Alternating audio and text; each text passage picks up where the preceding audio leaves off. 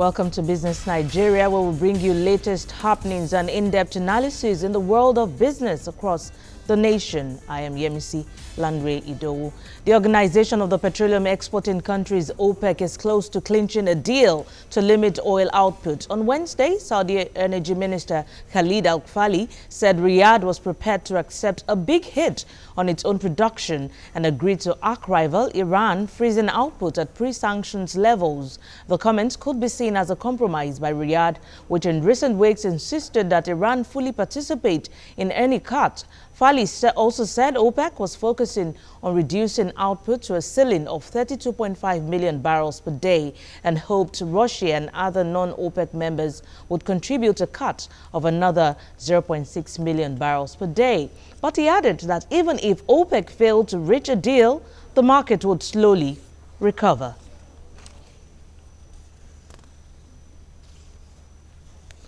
Planning for retirement can be challenging, but it pays to prepare. It's one thing to be financially prepared for retirement, and it's a whole ball game to emotionally handle walking away from your usual practice. Experts are of the opinion that one of the ways to plan for retirement is by investing. It is generally recognized that most people who save for retirement fail to make optimal decisions about saving. Most save too little. On the other hand, people are too risk-seeking to the extent to which they fail to diversify, and many investment companies and individual advisors try to assess the risk preferences of clients with some form of questionnaires. Well, let's talk more about investment for retirement. And joining me in the studio now to do justice to that is a market and investment analyst, Mokhtar Mohammed. Many thanks for your time all the time. Thank you, Mokhtar. All right. I'm sure there is no right time to plan for retirement. Let's talk about this. Yeah, the first day you resume your job is the very first day you start preparing for retirement. You don't wait till maybe when you've spent 15 to 10 years before you start saying, oh, very soon I'll get retired. And that's why you see the new pension scheme doesn't say after 10 years or 5 years after you're coming into employment that you should start paying your pension scheme. Immediately you get your employment letter. It's part of your pension. Every month they take away your pension. So it obviously tells you that the very day you get your employment letter, the day you resume, the day you have your paycheck is the very first day you should start preparing for retirement. Exactly. So the pension scheme is one form of investment. Let's talk more about this pension scheme. Many people do not seem to understand how it works. Well, the pension scheme is a new innovative that was introduced by the regime of former President Olusegun Obasanjo. I think that's one of the best things that happened to Nigeria. Now a section of the military and other paramilitary that are exempted from this pension scheme. What it means that every month there's a particular percentage that is being paid by you into a pension fund account, and also a particular percentage that is being paid by your employee into that account. So that gives you a leverage not to wait until that time. So when you retire, that money will be accumulated together. So you not discuss with your pension plan administrators. Do you want to be receiving it monthly, salary? It seems like your salary still continue, but that depends on how much you've saved. Sometimes, again, they tell you until you're at the age of 50 before you could access it. But that is not mandatory. Sometimes when you have a need, maybe you retired or you were dismissed or there was retrenchment and you want to start a business, you can still call that you want your money and it will be given to you depending on how much you've saved. I think about 60 to 70% will be given to you in terms of emergency. All right. Let's assess the pension scheme in Nigeria so far. Do you think it's been effective? I think it's been very effective, very, very effective, because now you don't retire and be looking up to your employer. So the pensions fund administrator are a private enterprise. So what you do is that you negotiate with them. They send you your monthly pension statement. They send you your yearly pension statement. And in couple with that, you could also do, despite your company doing a pension plan for you, you can also decide to go with them also and do a separate pension plan with them also, despite your company also. And again, this money is not just going to be kept there. Maybe you are contributing 10, they are being used for businesses, so they are expected to give you returns. So if you are saving 10,000, you don't expect at the end of the year you have 10,000 as your retirement savings. It could increase to some particular level. So it's a good thing, because now you don't have to wait for a company. Then you say the company have not paid, like what we see in the civil service these days, where pensioners are queuing, some of them are dying. So what we're doing is a private initiative between when you are active in service, your pension is like indirectly your pension is being paid to you before your retirement date.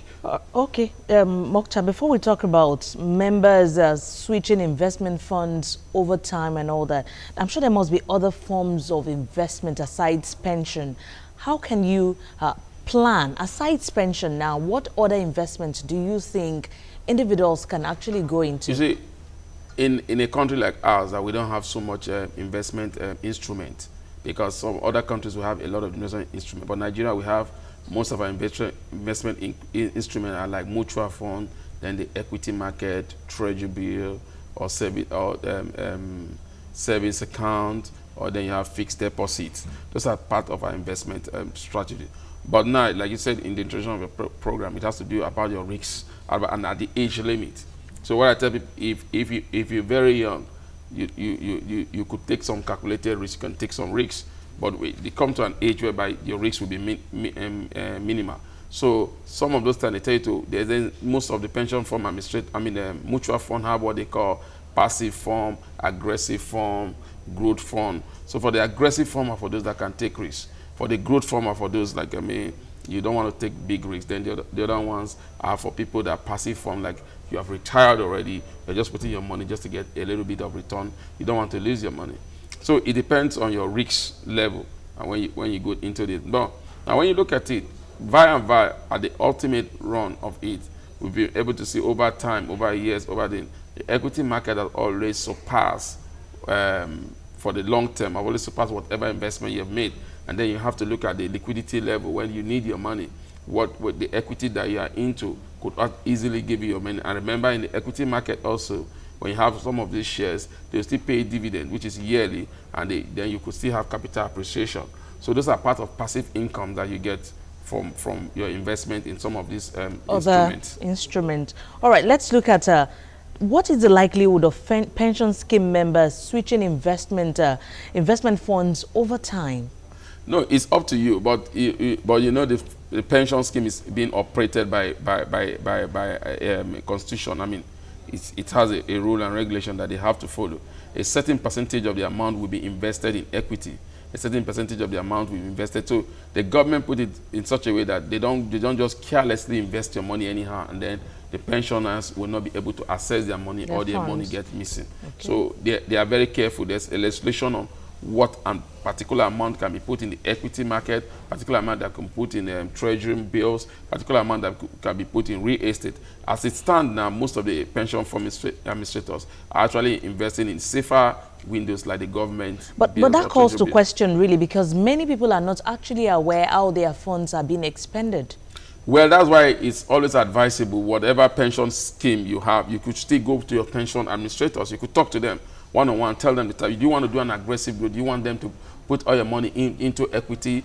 It's like you are free to do that. But most people don't know that you could go and meet them and tell them, look, I'm not impressed with the growth that I'm getting from my investment. I feel, and again, you could also switch from one pension fund administrator to the other administrator. Your company don't have to choose the pension fund administrator that you want to invest in.